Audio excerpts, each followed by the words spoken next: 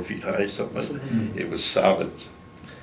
With canned goods and stuff, well, I couldn't lift it. And I called up our CQ for the night. And having another kid, a Jewish boy, that happened to be on it at the time, and he was from California.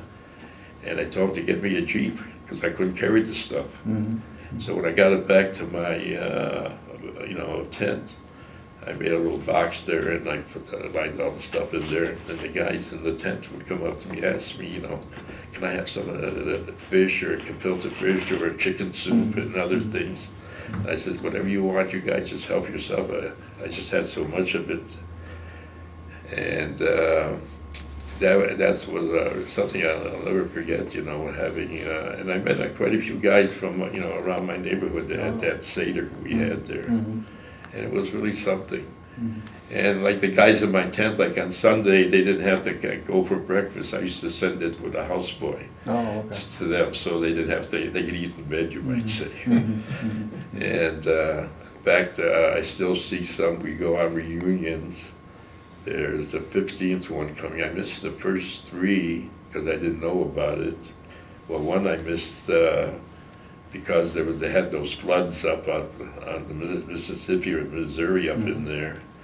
And then I was sick one time, I couldn't make it, but I've been coming to every one. Okay, what reunion is this? Scarwaf. Okay. That's, I got it written down there.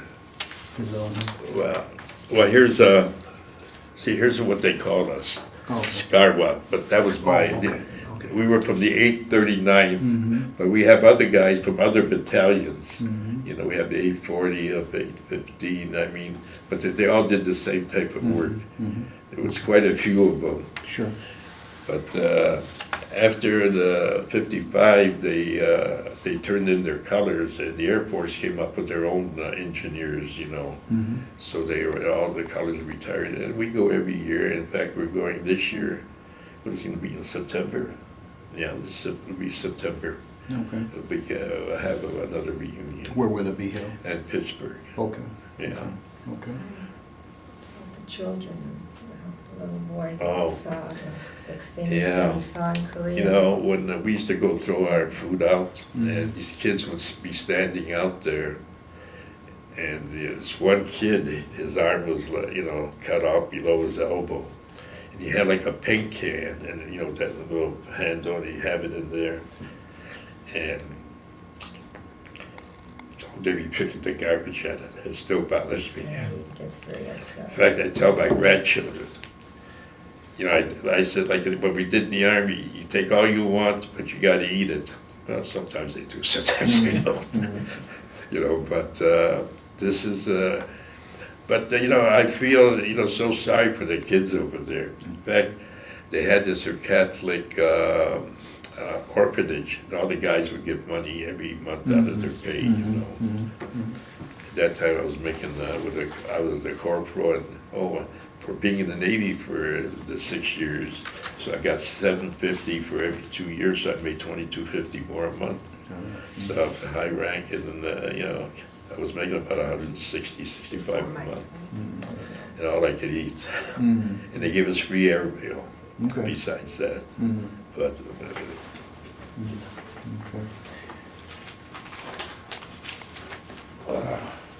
how'd you feel not being able to cook during that period of time? Did you? No, I liked my job there in the POL. Did you? Yeah. Like what I did there, we had a 50,000-gallon tank for diesel. That's what we kept warm with these potbelly stoves. So I said, it was low when I first got there. I said, before I leave, it'll be filled up. And I met somebody down, like what I call a landsman. That's somebody from the same country, you might say. And he was the officer in charge out there.